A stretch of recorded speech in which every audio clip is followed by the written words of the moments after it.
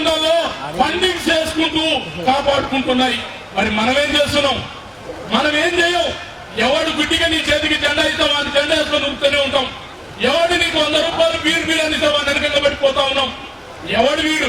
నాకెందుకు ఈ జెండా ఇచ్చిండు? నేనెవరిని? నా జాతి బిడ్డలు ఎక్కడికి పోయిరు? నా వాడెందుకు ఎమ్మెల్యే కావట్లే? నా వాడెందుకు ముఖ్యమంత్రి కావట్లే? నా బతుకు ఎటువైపు పోతా ఉంది? నా కులం ఎందుకు కూలిపోతా ఉందని ఒక్క నిమిషం ఆలోచించిన దిక్కులేని కులం లాగా మారిపోయినా. కష్టం వచ్చిందంటే వెంటనే అశోకంలో ఫోన్ చేసి, అన్నా ఎక్కడున్నావే నువ్వు? నాకు ఇప్పుడు కష్టం వచ్చింది ఊరికిరా అంటావు. కానీ ఓటేసేటప్పుడు ఎన్నడన్నా అన్నా అశోక్ అన్నా నన్ను ఎవరికి ఓటేయమంటే కానీ ₹1 కారేసి ఫోన్ చేసి మాట్లాడేదా? నీకేం రైట్ ఉంది అశోక్ అన్నతో పని చేయించుకునే రైటు? నీవు అశోక్ అన్న పని చేయాలని కోరుకుంటే ముందు నువ్వు అశోక్ అన్నని ఎట్లా కాపాడాలో కూడా చూసుకోవాల్సిన బాధ్యత.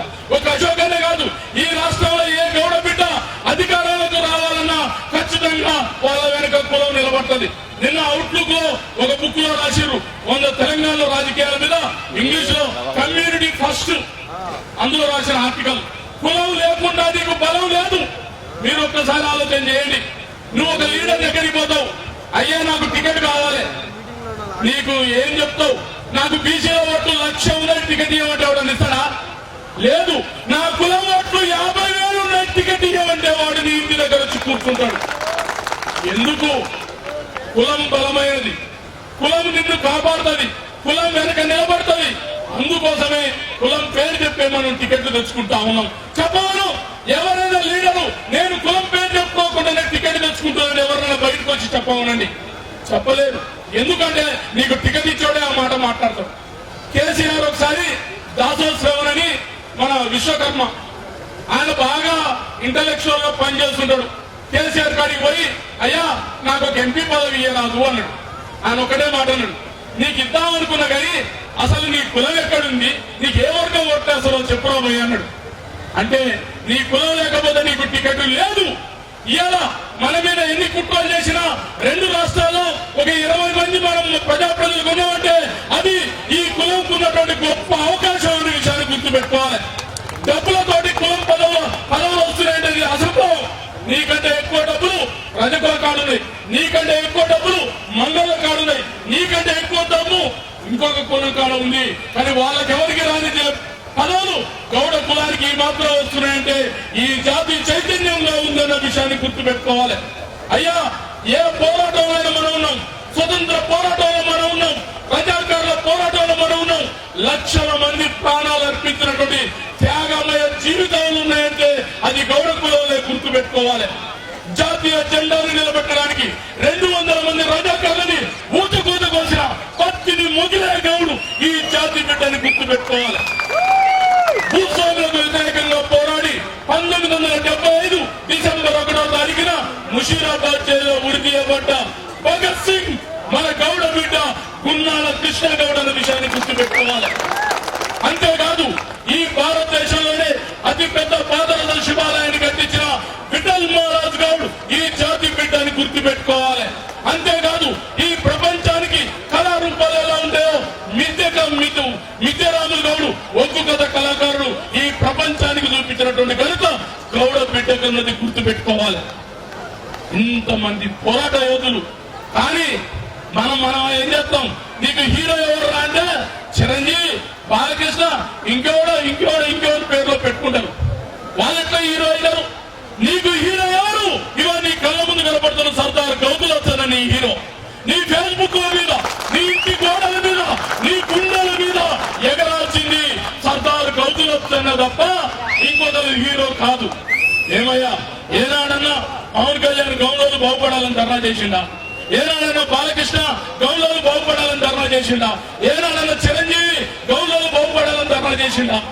కానీ తన ప్రాణాలు త్యాగం చేసినటువంటి గౌతులు వచ్చన్న మాత్రం నీ కోసం, నీ ప్రాణాలు కాపాడే కోసం, నీ ఆత్మగౌరవం కాపాడే కోసం, నీకు అధికారాన్ని ఇవ్వడం కోసం పోరాడి జీవితం అంతా జైలు పాలైనటువంటి ముద్దు బిడ్డ గౌడ జాతి వీరుడు సర్దార్ గౌతులు వస్తాం.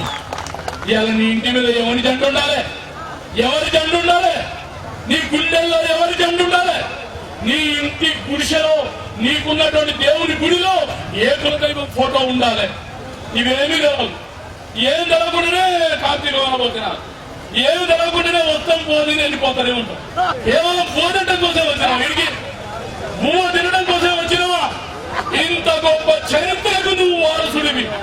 ఎవడన్నా నిన్ను అడిగితే తొడ తలిచి అరే గౌడ్ అంటే పుడితే రాజై పుట్టాలి లేకపోతే గౌడై పుట్టాలని తొడ తలిచి చెప్తా. మరి ఇవేమీ తెలవకుండా మనం రోడ్డు మీద పడిపోతే ఏమైపోయినావు తెలుసా? నేను ఒకటే మాట్లాడటం, మీరు మన మీద కోపం వచ్చిన మనం ఇంకా 2D జనరేషన్ లో ఉన్నాం, 3D జనరేషన్ కు రాలే. 2D అంటే డబ్బుంది, దమ్ముంది, దమాక్ పని చేయట్లే. దమాక్ పని చేయట్లే మనకు. ఇప్పుడు ఆ రోడ్డు మీద బైక్ ఉంది, ఆ బైక్ కు బాగా దమ్ముంది, ఎంతమందినైనా ఎక్కించుకొని నడిపే శక్తి ఉంది. కానీ నువ్వు నడిపిన పోతే ఇది మా ఓనర్ కాదు, నువ్వు నడిపే పోనని అంటదా? అది అనట్లే. ఎందుకు? దానికి దమాకు లేదు. మనం కూడా అదే అయినాం. నీ ఓనర్ ఎవరు? నీ కులపోడు. వేరే వాడు నీకు ఓనర్ ఎట్లయితాడు? వేరే వాడికి నువ్వు ఓట్లెట్టేస్తున్నావు, వేరే వాడి దగ్గర నువ్వు ఊడికే ఎట్లా చేస్తా ఉన్నావు. ఆలోచన చేయండి. సౌతరాలే కలాలన్నారు. 100 మందికి సమాధానం చెప్పే దమ్ము గౌడ బిడ్డకుంది. మరి 100 మంది ఓట్లు తెచ్చే దమ్ము గౌడ బిడ్డకి ఎందుకు లేదు అని నేను అడుగుతా ఉన్నా. ఎందుకు లేదు?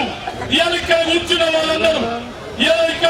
వాళ్ళందరూ మనిషికి కాలు పట్టుకోను, చేతులు పట్టుకోను, మిగతా వర్గాలతో సమాజంగా ఉంటూ 100 ఓట్లు వేయగలిగితే ఇవాళ అశోకన్న లాంటి వాడు ఎదురుగా నిలబడితే డిపాజిట్లు వస్తాయని వేరే వాళ్ళకని చెప్తున్నా. వేరే వాళ్ళకు డిపాజిట్లు ఇది ఒక్క అశోకన్న నియోజకవర్గమే కాదు, ఈ 2 రాష్ట్రాల్లో గౌడు లేని ఊరు లేదు, గౌడు లేని నియోజకవర్గం లేదు. డాక్టర్ మారయ్య గౌడు ఈ కులం మీద అధ్యయనం చేసి చెప్పిండు. 17 నియోజకవర్గాలు ఏ కులం ఓట్లు లేకుండా గౌడ ఓట్లు గౌడు వేసుకుంటే 17 నియోజకవర్గాలు గెలుస్తాం. 48 నియోజకవర్గాలు నీ సోదర సంఘం యాదవ్, ముదిరాజు, పద్మశాలో, మాదిగో ఏదో ఒక కులాన్ని నీ వెంట కలుపుకుంటే 48 నియోజకవర్గాలు ఈ రాష్ట్రాన్ని ముఖ్యమంత్రి చేపట్టగలిగే దమ్మున్నటువంటి కులం ఈ గౌడ కులం. మీరు అనుకోవచ్చు నిజంగా గౌరవుడు ఆయన ముఖ్యమంత్రి అయినాడు, ఇది ఇంతకాలం చెప్తున్నాం. ఎస్, దక్షిణ భారతదేశంలో గోవాకు రవి నాయక్ గౌడు కల్లుగీత కార్మికుడు ముఖ్యమంత్రి అయ్యాడు. పాండిచ్చేరిలో ప్రజెంట్ ముఖ్యమంత్రి నారాయణ స్వామి గౌడు కల్లుగీత కార్మికుడు ప్రజెంట్ ముఖ్యమంత్రిగా ఉన్నాడు.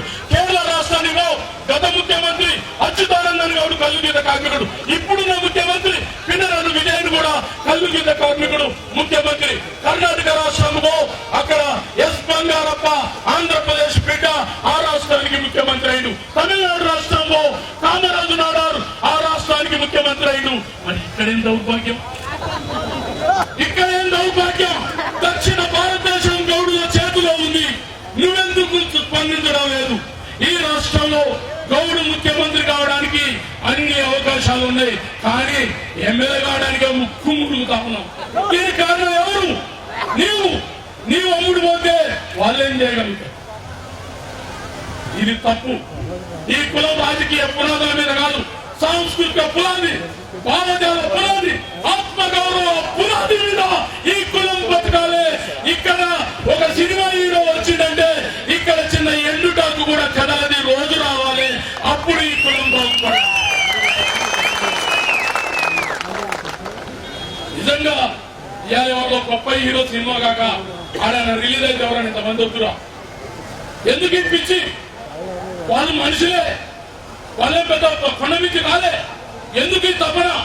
ఎందుకు బట్టలు చెప్పుకుంటా ఉన్నాం? ఎవరి కోసం రక్తం చిందించాలి?